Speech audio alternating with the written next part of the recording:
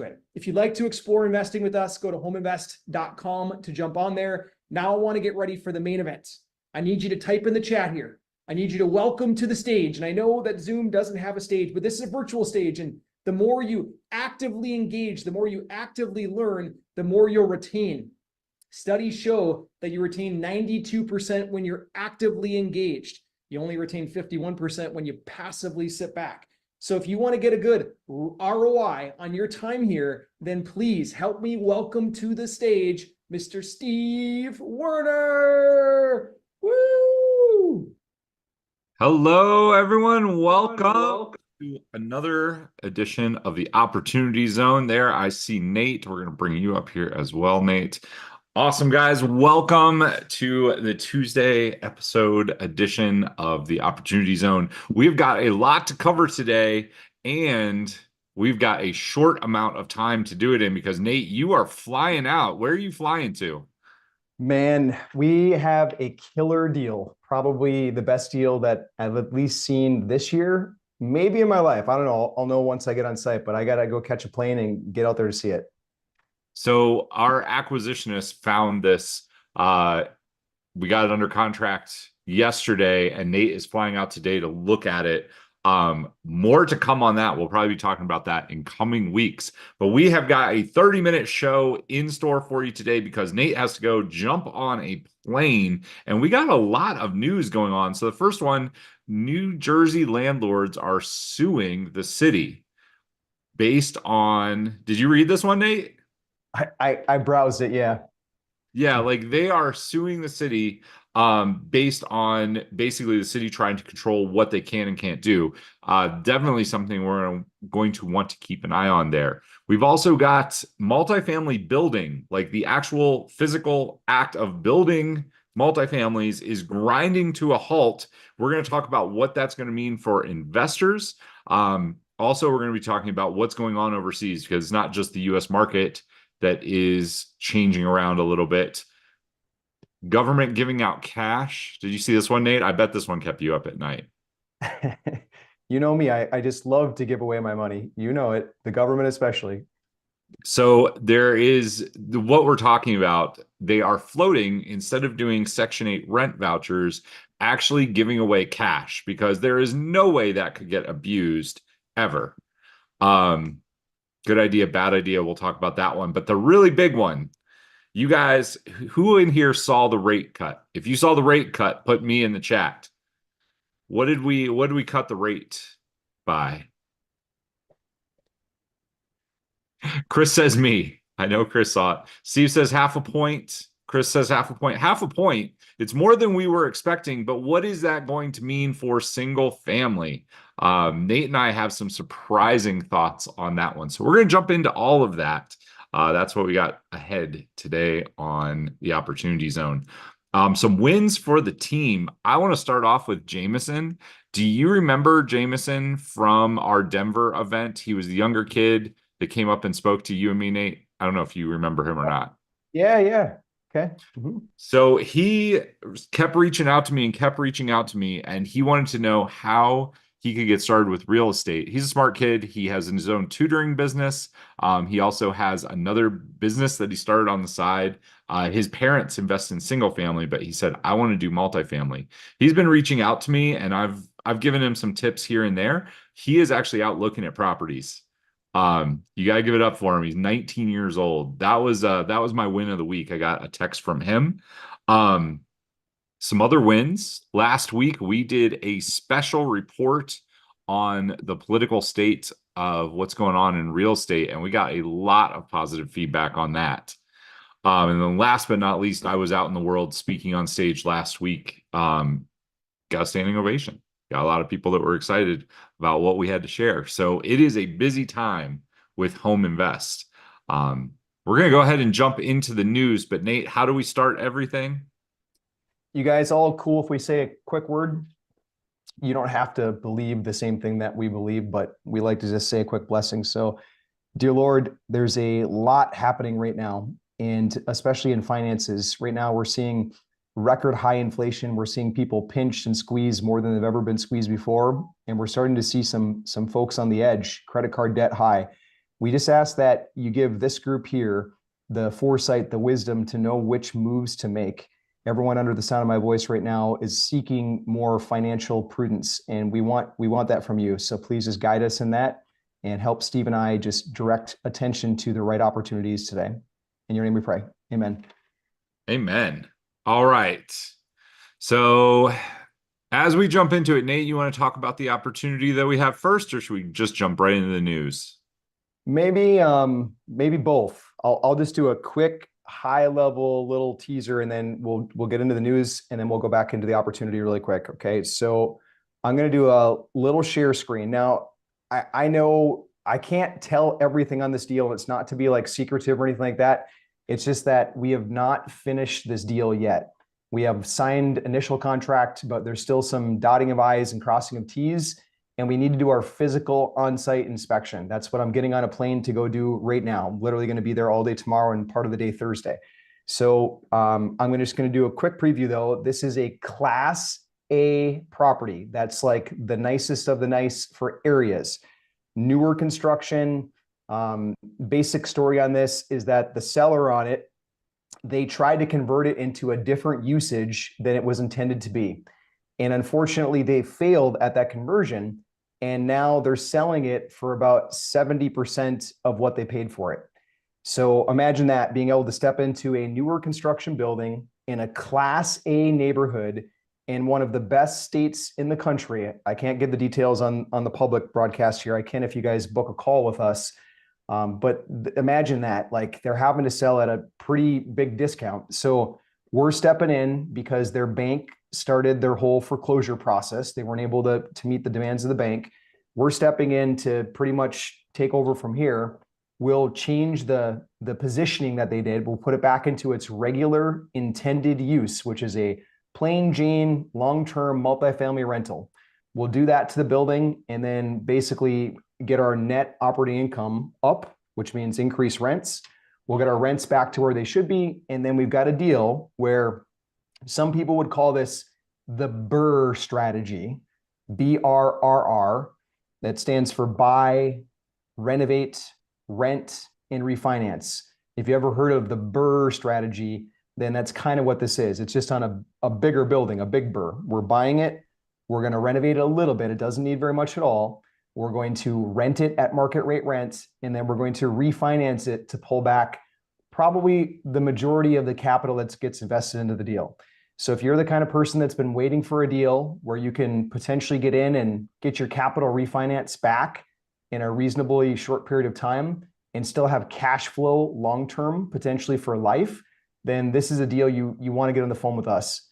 Because of the sensitivity of the situation and the lender that's involved and whatnot, we have a hard close date that comes up really fast, just in a couple of weeks. So we're putting it up to our family here first. If you got interest in this, then book a call with us literally today. Jump on for 15 minutes. We'll give you a little more detail that we can't share publicly, and we'll walk you through what the investment looks like. It's the deal of the year, though, by far. It's the best one that I've seen, and I'm hopeful that it's the best of my life. I'll know that more tomorrow. Awesome. Nate, thanks for sharing. I love the little bit of surprise that people are going to see. Sue has placed the link in the chat. If you'd like to book a call, you can either jump on with me or you can jump on with Sue. It goes to our calendars. We'd be happy to tell you a little bit more. We can't give away everything, but we can tell you a little bit more if you want to grab a call with us. All right, we're going to jump right in to the news, and I just want to jump right into the deep end, Nate. This rate cut, everybody is like surprised that it's bigger than they thought it was going to be. What does this actually mean for us as real estate investors? What does this mean for single family? What's it mean for multifamily?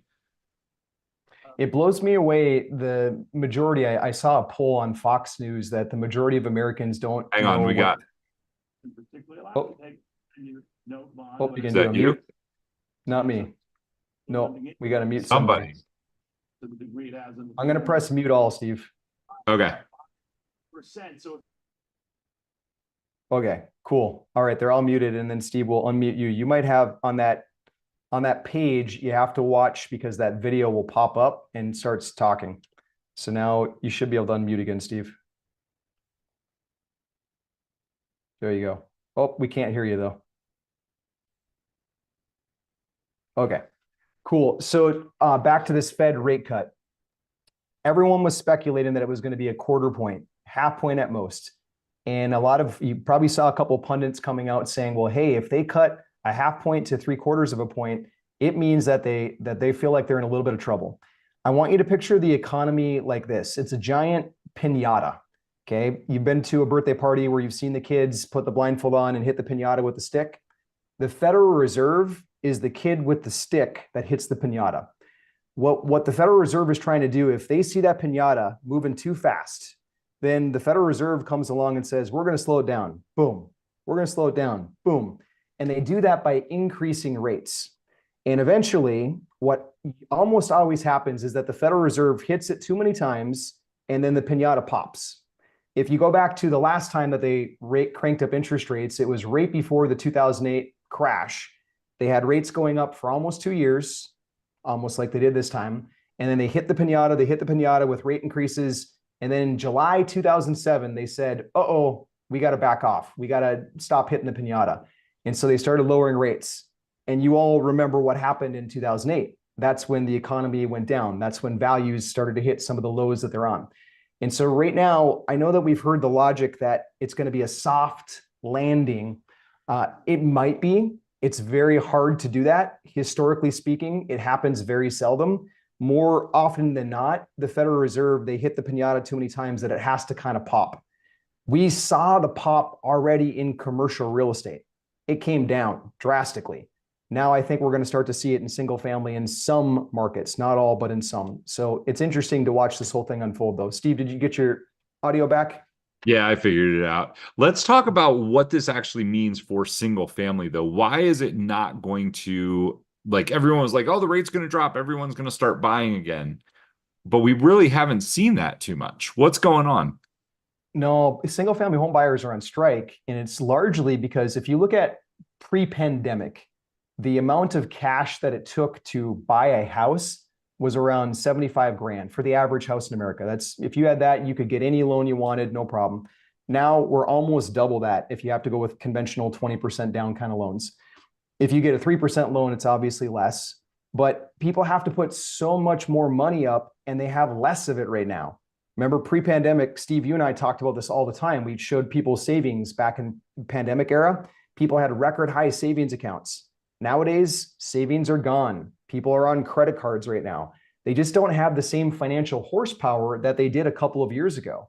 So consequently, in order to get buyers for single family houses back in the marketplace again, either single family home prices have to come down some or wages have to go up. That's the only way to get that equilibrium. So it's my strong prediction that we're going to see some settling of home prices, and we're already seeing it. Austin, your backyard, your wintertime backyard, Florida on the West Coast right now, we're seeing some settling of prices. Now, don't think this is 2008 all over again. I don't speculate that single family is going to go off a cliff and just nosedive. I think it's going to be a settling until we find equilibrium. But there's definitely some settling that's going to happen. Yeah. I mean, what I see happening, even though inventory built, now rates came down a little bit, but you still, like, you don't have the money. It's not nearly as easy to get a loan. And I think people are more unsettled now because they don't know what's going to happen. And I think they're going to sit on the sidelines a little bit. I don't see this. Like, the other piece is, because mortgage lenders knew that there was a rate cut coming, they started pricing it in a couple weeks ago, and you're not really seeing floodgates open. It's kind of interesting. All right, next up, this is going to be a hot take. I don't think anyone on here is going to argue with this, though. Should the government be giving out cash instead of vouchers for Section 8 housing? This is a new piece that's being floated right now. Nate, I don't see any way that could ever get abused, ever. No. You're telling me that someone that works in the government might not get tempted or bribed by somebody to give up some of that cash? Or I mean, how hard would it be for a landlord to say, you know what, I'm going to price the rent at $1,200. We're going to rent it to you for $800, and we're going to split. Like, there's going to be all kinds of stuff going on with this. You put cash in like that, you're Yeah, going to but see money. but this is a real proposal on the table right now. This is from HUD, and it's a replay of 1970. In 1970, the Housing Administration of the United States decided that they should experiment with giving cash, because what they found is that sometimes when a subsidized tenant, let's just say Section 8, that's what you guys would most commonly know it as, a Section 8 tenant applies for rent on a building, they get turned down because the building owner just says, no, I don't take Section 8. Now, why would a building owner do that? Mainly because sometimes Section 8 comes with a lot of red tape. You have to wait longer to get the paperwork done. You have inspections every quarter or at least once a year, depending on the municipality. It's more of a pain in the butt factor. So a lot of tenants get turned down from landlords. Consequently, HUD is saying, well, what if we just give them cash? It's the same as cash, everybody else. Now they can compete in that landscape. So I think what Steve is alluding to and what I'm saying is I think it's a preposterous idea. I think that will be filled with fraud everywhere, but it's a very real proposal on the table right now for Section $8.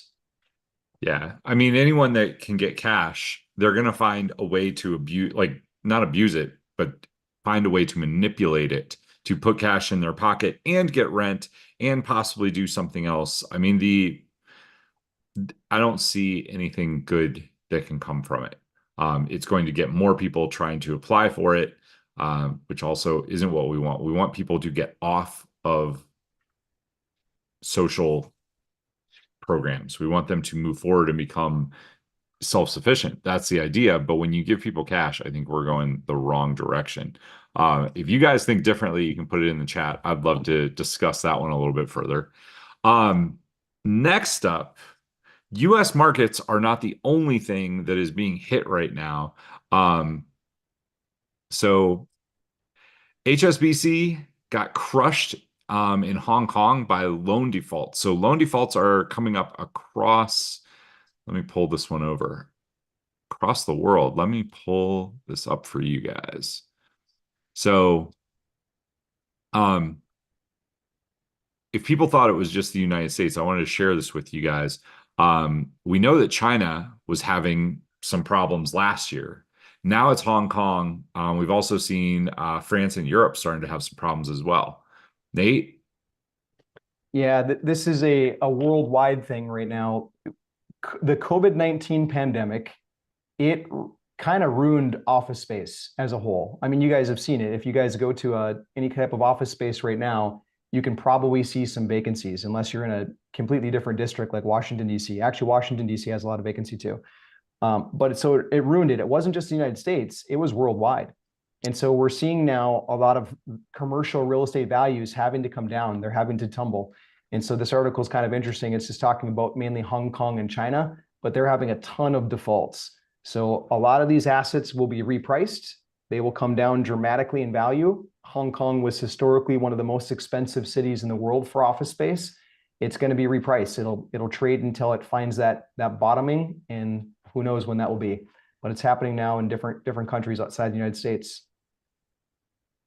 So what does that mean for U.S. investors? Why is that going to affect us over here, Nate?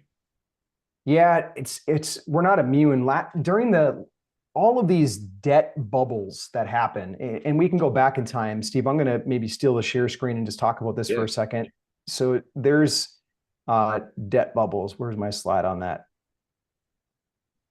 I have a really good visual for you guys. And if it doesn't pop for you right away, or if you're listening on audio, you can press the tab key. This platform has a feature that lets you scroll between video and slides. And so press the tab key, you'll probably be able to see it. Otherwise, I'll just explain it. What it is a timeline since the early 90s, and it shows basically when the economy had a debt bubble. And there was one in the late 90s. There was one 2007. We talked about that one. And then we're in one right now. And each time that the debt bubble happens, what ends up being the consequence is that when it pops, banks take a haircut on the sale of that asset, because a lender, they're the one that puts out most or a big share of the risk. And if they have to foreclose on an asset and take it back and sell it at a discount, they're taking a haircut.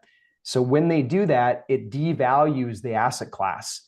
And so it's happened over and over and over again.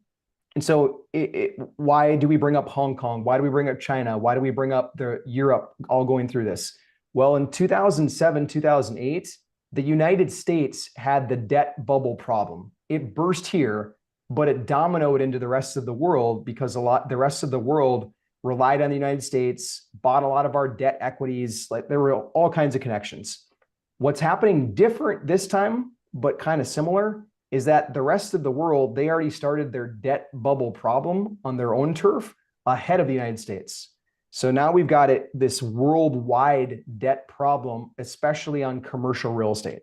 Commercial real estate has tumbled. Like we are at, from what Blackstone says, the world's largest landlord, they said we're at rock bottom. This is the lowest that they think that will go, and they're aggressively buying right now, as are we, because we feel the same way.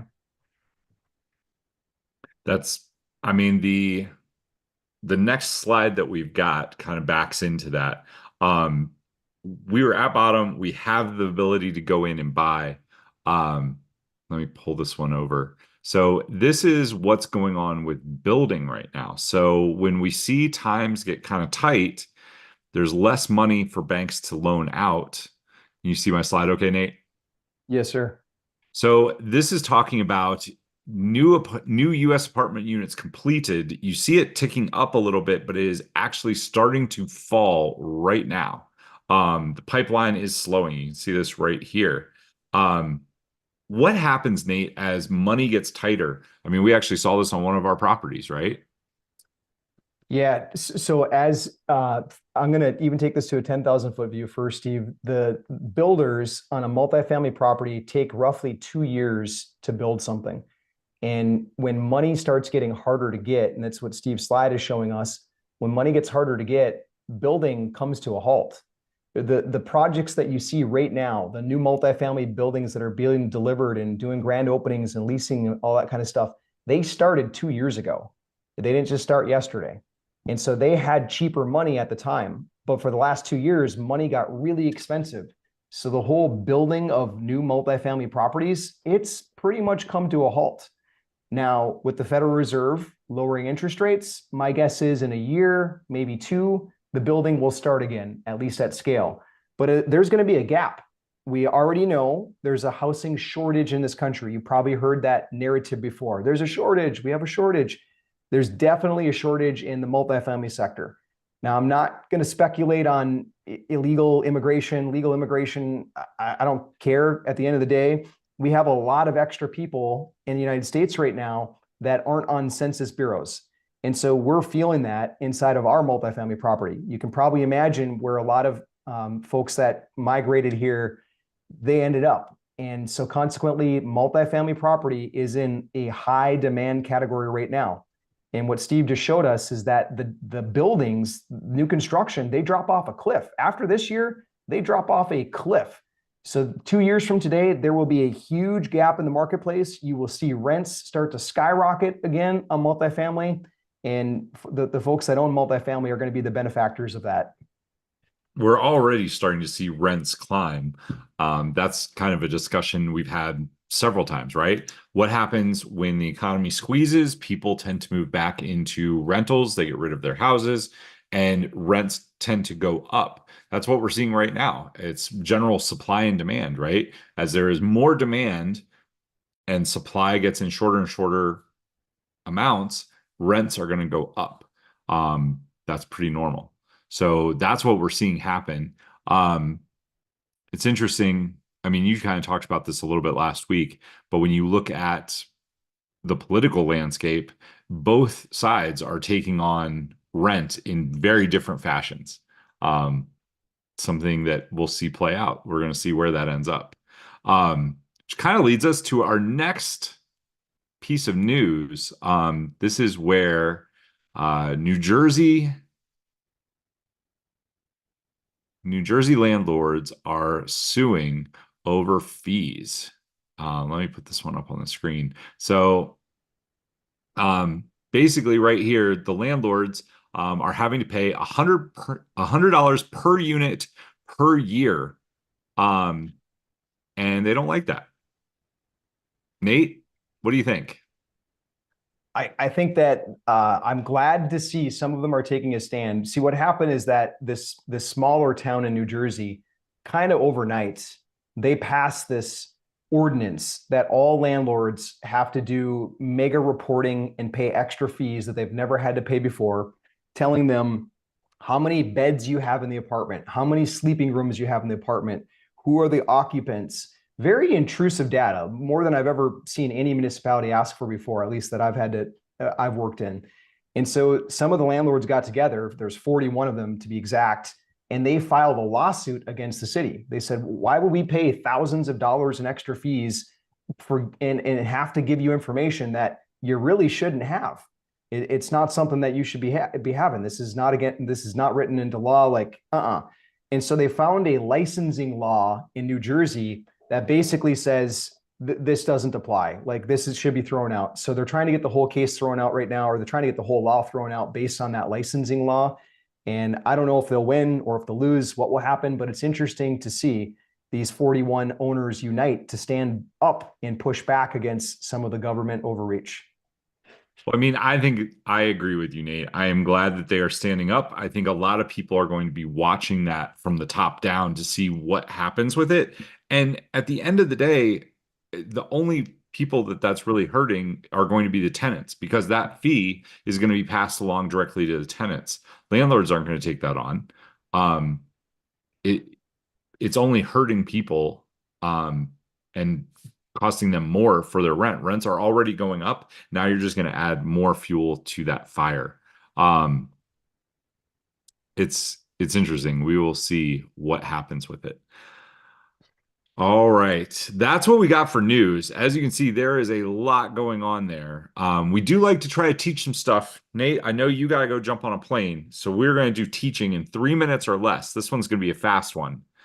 We're going to be talking about insurance. How can we save some people some money on insurance, or maybe more importantly, make sure that they are covered the right way? There are two different kinds of insurance.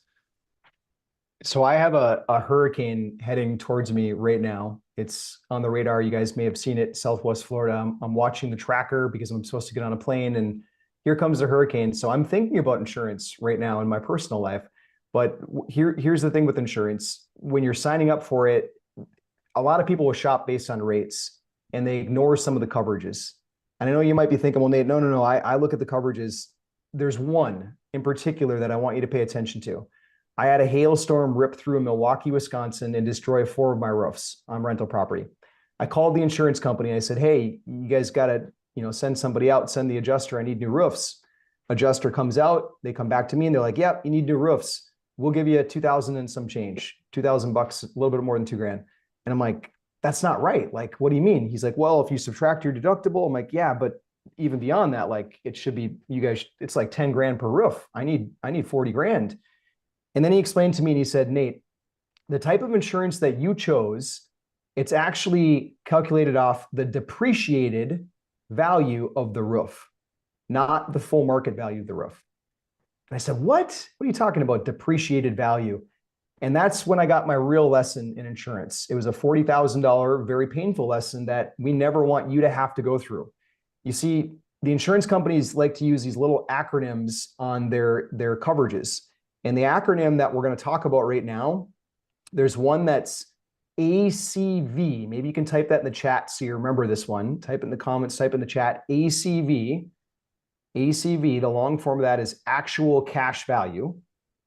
And then the other one is RC, replacement cost. Now, as you're quickly going through an insurance application, you might hear the term replacement cost or actual cash value. Which one would you choose? I'll tell you, in Milwaukee, Wisconsin, I chose wrong the first time, and that's what cost me $40,000. Would you like to know which is the best? Which one should you choose? ACV? Nobody's taking a guess. Oh, there we go. Rebecca says replacement. Anyone else got any? Replacement. Yeah.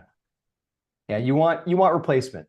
Okay, replacement. I'm not an insurance agent. I can't give you insurance advice legally, but I'm telling you, like, friend to friend, fellow investor to fellow investor, we go for replacement cost. I don't want to have to stomach a depreciated value on my roof, which means if the roof is 19 years old, the adjuster is going to say, oh, I'm sorry, the roof was about to die anyways. We can't give you anything for it. I never want to have that conversation again. So replacement cost, in my opinion, is better than ACV, better than actual cash value. There is your 3-minute, $40,000 lesson that some people won't tell you, but we're going to tell you here so you can avoid that mistake. Jarlson in the chat says, this just happened to me. I hope you are on the right side of that. That is an expensive lesson to learn. All right, Nate, let's wrap up. If you want to put up the property one more time, this is our super secret property. We just put it under contract. Nate is getting ready to fly out and look at it. If you would like to book a call, you can book a call with myself or with Sue. Sue has put the link in the chat. We are buying this property. It is a distressed sale. We are buying it quite a bit under what they paid for it. Nate, tell us a little bit more about it. Yeah, quite a bit under what they paid for it and way under market value. And it's not a like gut rehab. You can kind of see from some of the photos here. This is just a change of the way that they were using the property. They were using it to house a lot of transient folks. I won't go into the details publicly here, but we will on the phone with you. And we're changing it back into a traditional multifamily property. Really simple. So it's changing the property manager, changing the tenant base. And once we're back to traditional multifamily, this property just, it soars. Like financially, it soars. So if you're looking for a deal to park some cash, it's open to accredited investors only. We're probably going to take about $2 million in debt, a loan that stands for, and about 2.5 million in equity. So if you're someone that wants to put in either debt or equity, we're happy to have a conversation with you about it. Debt would mean that you do a short-term commitment with some fixed interest rate. Equity would mean that you come in and you partner with us for the long haul. This particular one, financially, it'll hit every single metric under the sun. I'm confident of that, with the exception of right when we take it over. Right when we take it over, we got to transition it. So there's going to be a period where we're basically converting it from what it was to what it needs to be. That little period of 6 to 12 months, we won't pay out distributions, but year number 2, it gets really, really good for people. And then there is the benefit of us doing a cash out refinance, which means we'll go to a traditional bank, we'll get a loan on it. And when that new bank loan comes in, it's a strong probability you'll get most of your original cash invested back and you'll still own the property. That cash comes back to you tax-free because it's a loan and you still own the property. This is where real estate gets so fun. You get massive tax benefits, you get cash flow, and you get your money back plus cash flow for a long time or for potentially for life. All of that, we can jump on a quick 15-minute phone call. We'll go through as many details as we possibly can with you. The deal will move fast. We've already got a soft commitment for 2.5 million, like real cash dollars coming into this already. And it's based on the economics of the deal. The deal is so good that it's going to feel really, really fast. So if you're looking for a killer deal, then get in touch with us. Cool. Awesome. All right, guys. Thank you so much for coming today. Until next week, remember, be great stewards of what God has given you, and we will see you right here on the Opportunity Zone. Nate, safe travels. Talk to you soon, guys. Click the link in the description, book a call. Sue and I will hang out here for a couple minutes, and then we will shut the room down. If you want to book a call, go ahead and click that link. And if you're on social media and you don't see a link, just type call in the comments and we'll get in touch with you. Or you can always private message me and our team will take care of you. Thanks, guys. Bye-bye. Awesome. Bye, guys.